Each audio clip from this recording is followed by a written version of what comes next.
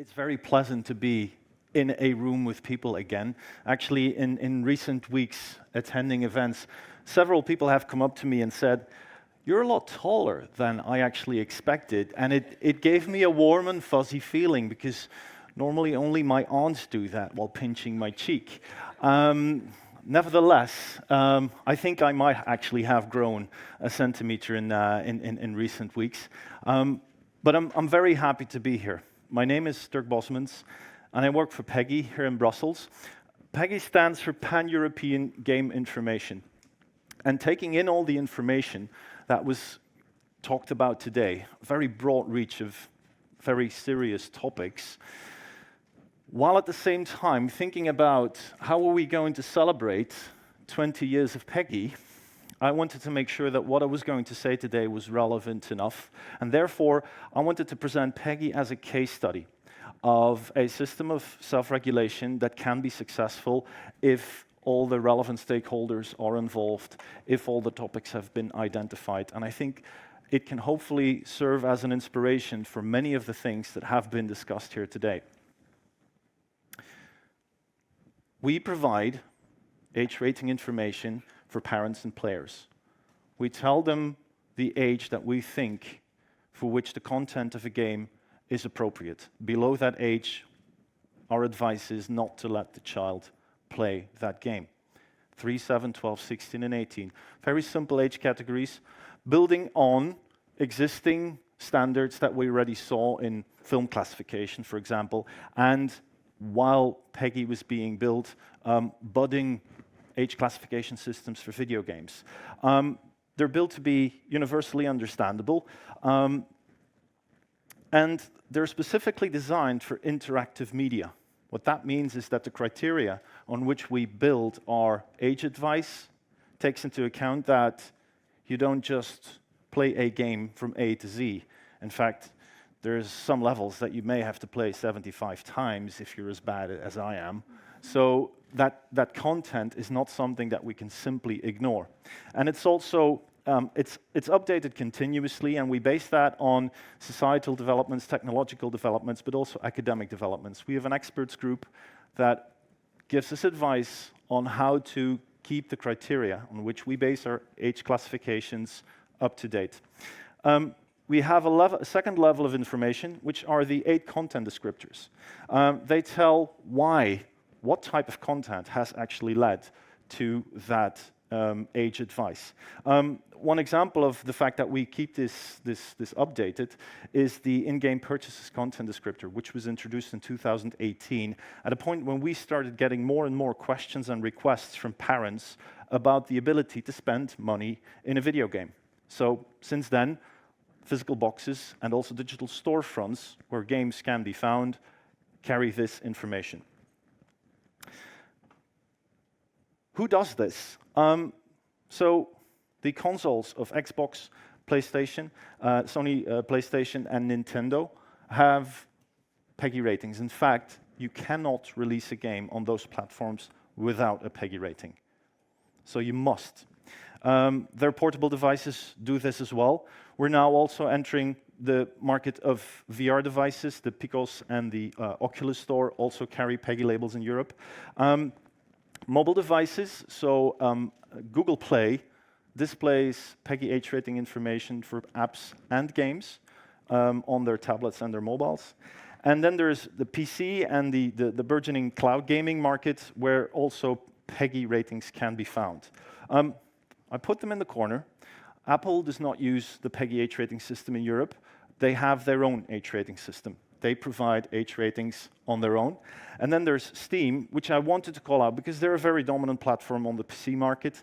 They allow publishers to display PEGI age rating information if it's available, but they don't require it. And in that sense, they're somewhat the odd one out. Now, looking back, I think it's very important to highlight that PEGI came into existence because there was a very clear question for this from the European institutions. In February 2001, the Swedish EU presidency were the ones suggesting a harmonized protection of minors against unsuitable content, followed by a resolution by the EU Council. And that led, only a year after, to the inauguration of PEGI by then Commissioner for Culture, Viviane Reding. Without that, it would have been a lot more difficult. This was a very clear request. And mind you, this happened against the backdrop of a discussion about the potentially harmful impact of violence in video games. Something that on an academic level has developed tremendously. These insights have changed over the past 20 years, but PEGI's still there. Why? Because the solution that was implemented turned out to be useful on many fronts. Where are we used? Well, whether you enter a shop, digital or physically, from Iceland to Greece or from Portugal to Finland, you will find PEGI age labels on the packaging and in the digital storefronts. There's this one tiny country in the middle, Germany, that is not using PEGI ratings. Why is that? They already had a completely established and legally embedded system when PEGI was launched called USK. In fact, with the digitization, with digital games becoming front and center in the video games industry, they've become actually very, very good colleagues because they deal with the same issues, have the same challenges, and we in fact meet with them almost on a weekly basis to discuss the exact same things. So for us, that is not a problem. We often get the question how countries can become a member of PEGI. In fact, they cannot.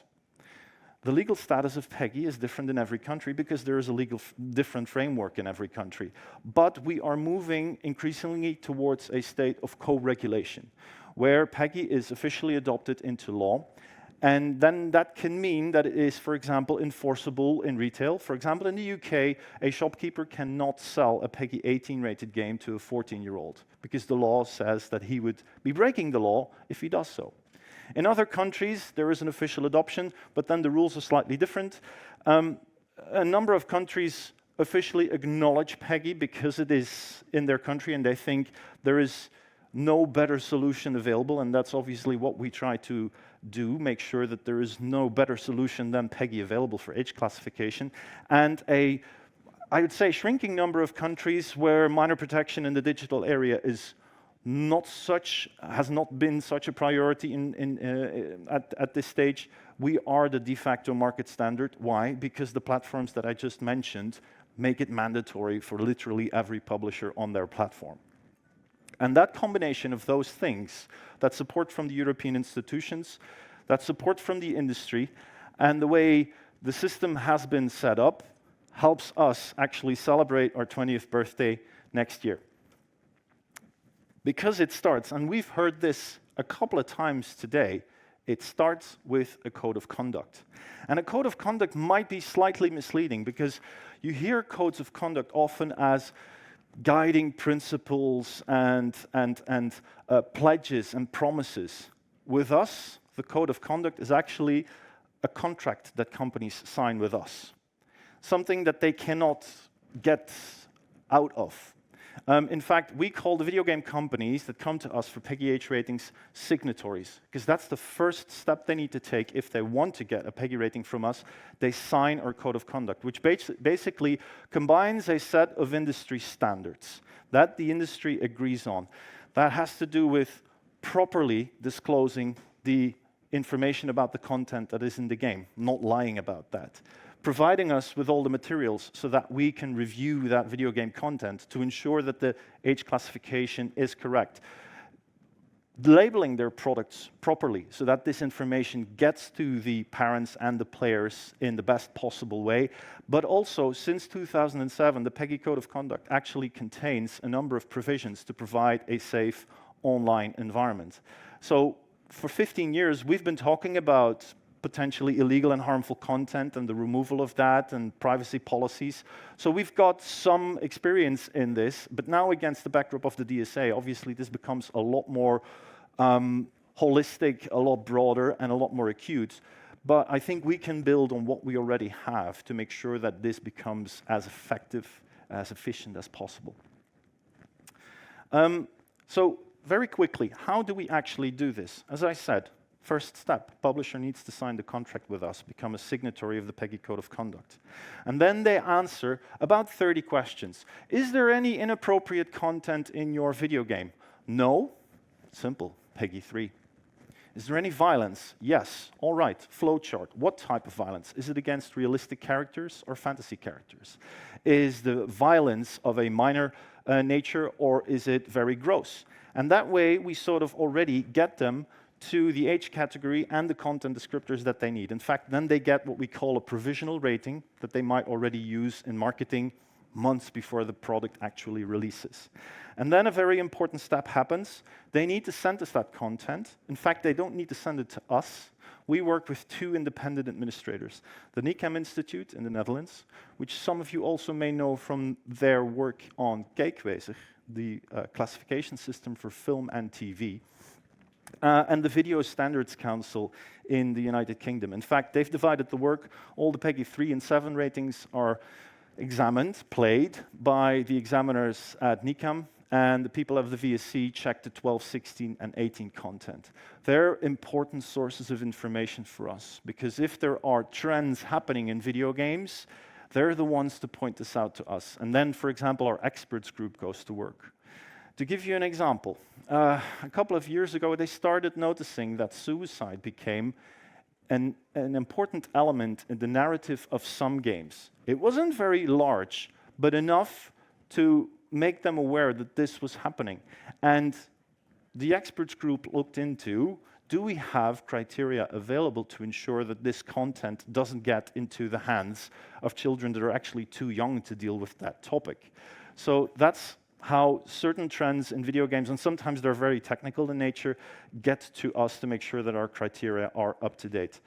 Once that examination has happened, and this can go very fast, it is finally approved, and then the display of correct age labels can happen. Now, this was looking back in what we have done, but also where are we going? How can we keep PEGI and a self-regulatory system relevant in years to come? I think it's important to say that the stereotypes about video games and video game players is gone. It's become a very social event. It's become a mass event. It's an outdoors event. It's an event for all kinds of people. And very important to notice, something that maybe is a little bit odd in the context of child safety, but vulnerable adults exist as well. And these need some proper attention too. But that is the backdrop against what we're, how we're operating today. And so what we need to do is scrutinize how we deal with this today and where the solutions are. As I said, video game content is dealt with through the PEGI system, but the parents that come to us today come with different questions.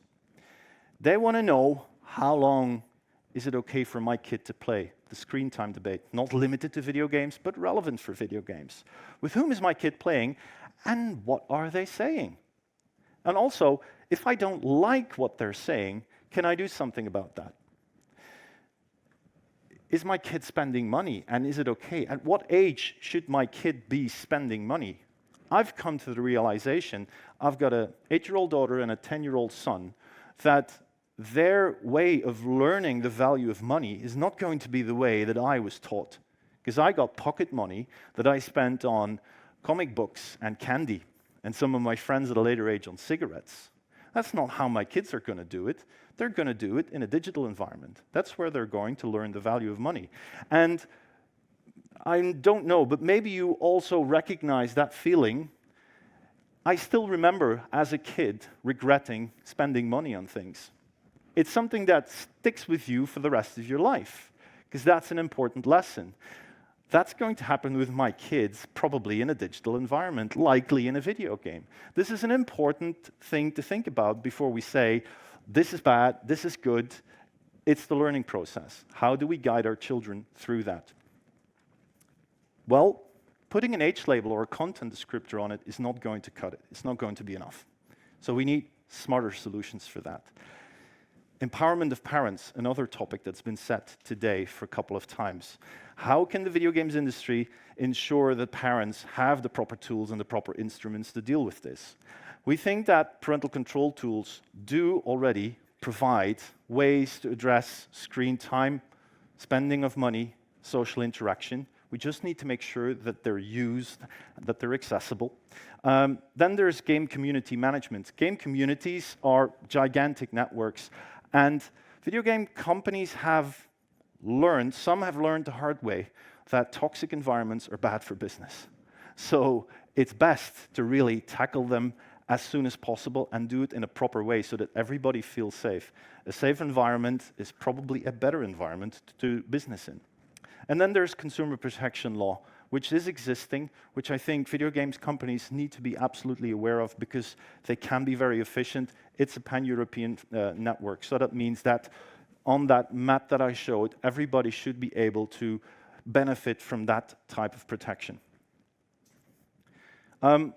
These parental control tools have been criticized in the past.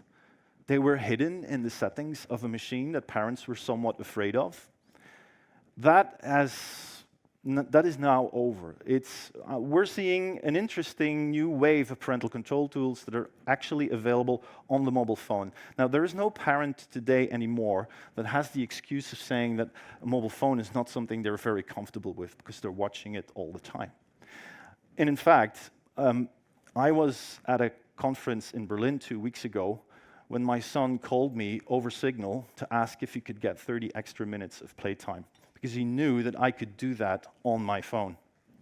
So I had to ask him, I can't check, but did you do your chords on your guitar? He said, yes, I did. So I gave him the 30 minutes extra.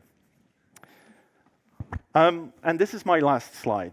Our core message to players and parents, which we want to